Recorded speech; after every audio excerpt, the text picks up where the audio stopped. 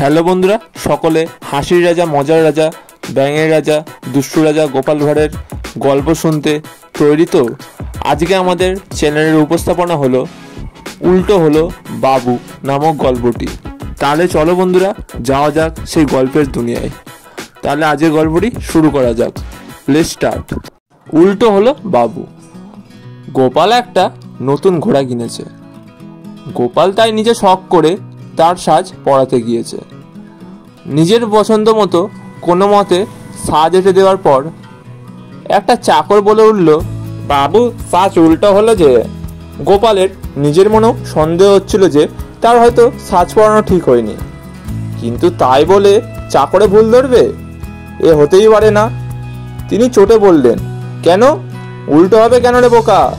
চাকর বলল, এদিকটা থাকবে আপনার মুখের দিকে, ওদিকটা থাকবে পিঠের দিকে, তাহলেই ঠিক হবে বাবু।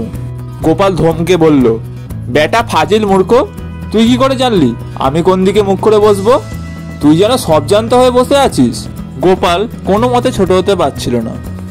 বন্ধুরা, গল্পটি কেমন লাগলো অবশ্যই কমেন্ট করে জানাবেন।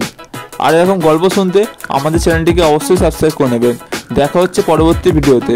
ততক্ষণ ভালো থাকুন, সুস্থ থাকুন, আমাদের চ্যানেলের পাশে থাকুন। ধন্যবাদ।